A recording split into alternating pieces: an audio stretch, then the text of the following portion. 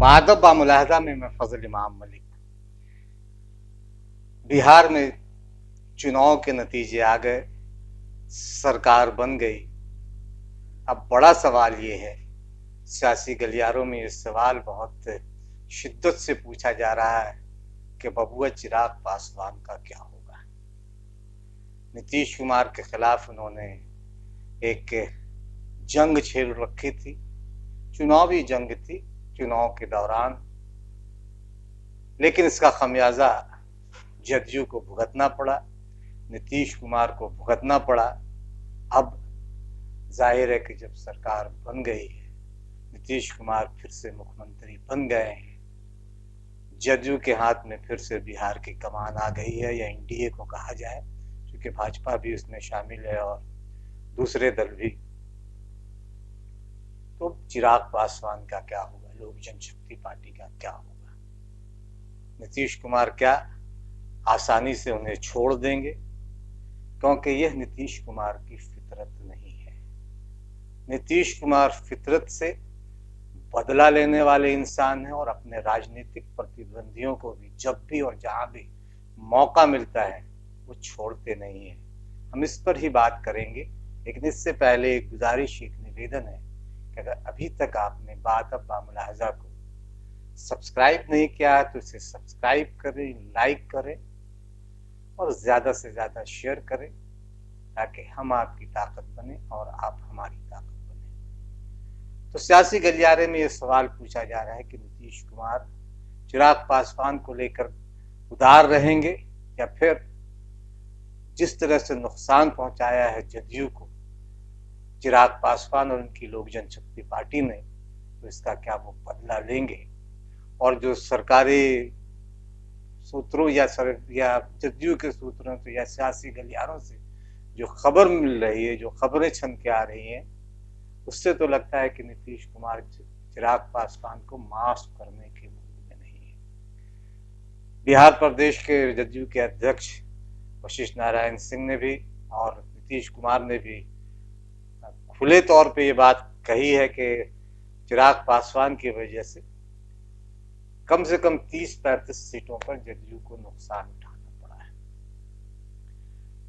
जाहिर है कि इसकी वजह से जदयू तीसरे नंबर की पार्टी हो गई है, भाजपा उससे बड़ी पार्टी है, तो एक अनदेखा दबाव भाजपा का भी, और अगर अनदेखा दबाव ना होता तो शायद दो उप मुख्यमंत्री भी नहीं होते।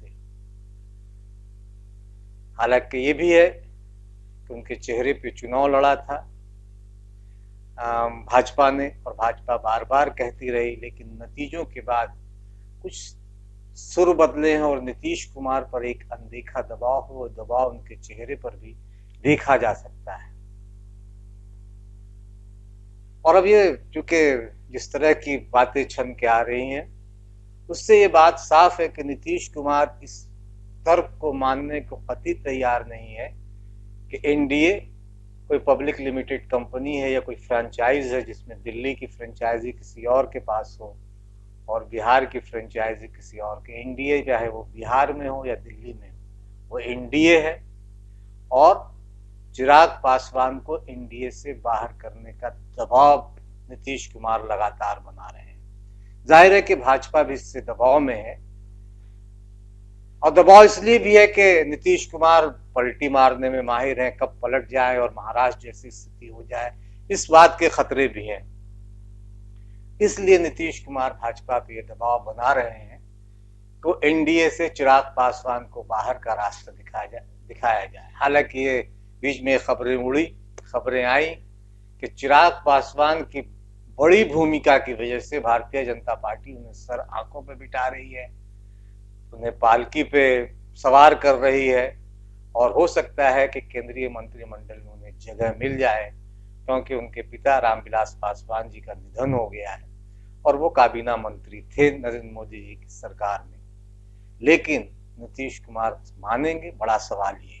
और सियासी गलियारों से जो खबरें बता रही हैं, नीतीश कुमार कतई इस पे तैयार नहीं है। वो चाह रहे हैं कि जितनी जल्दी हो एनडीए से बाहर का रास्ता चिराग पासवान को दिखाया जाए। अगर भाजपा अपनी जिद पर अड़कर केंद्रीय मंत्रिमंडल में उन्हें जगह देती है तो जदयू अपने किसी भी सांसद को मंत्रिमंडल में शामिल नहीं करेगी और फिर एक लुका छुपी का खेल शुरू हो जाएगा। क्योंकि नीतीश कुमार के खिलाफ जिस तरह की मुहिम छेड़ रखी थी चिराग पासवान ने, ऐसे में नीतीश कुमार को अब चिराग पासवान को साथ लेकर चलने की साथ लेकर चलना वो चाहेंगे ऐसा लगता नहीं, दिख भी नहीं रहा। इसलिए भी कि चिराग पासवान की जो सियासत है उससे उनकी पार्टी भी प्रभावित हुई है। कहा तो यह भी जा रहा है कि कई पार्टी के कई सांसद चिराग पासवान के स्टैंड से खुश नहीं है।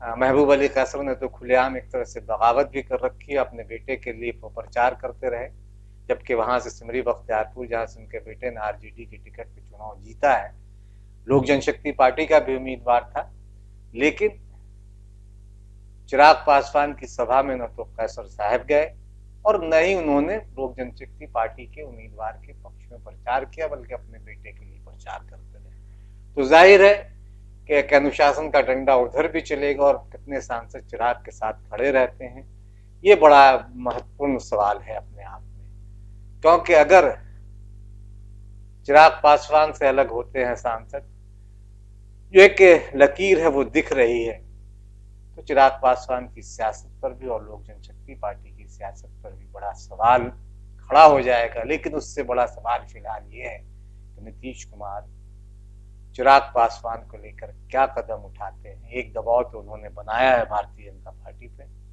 कि चिराग पासवान को एनडीए से बाहर का रास्ता दिखाया जाए, और लगता है कि भाजपा उनके दबाव में रहेगी, क्योंकि बिहार में जिस तरह से सत्ता का समीकरण है और जिस तरह से नीतीश कुमार की फितरत है, वो कभी भी पलट सकते हैं। तो ऐसे में अगर चिराग पासवान को एनडीए में रखने की हिम्मत अगर भाजपा दिखाती है, तो बिहार से खोना भी पड़ सकता है।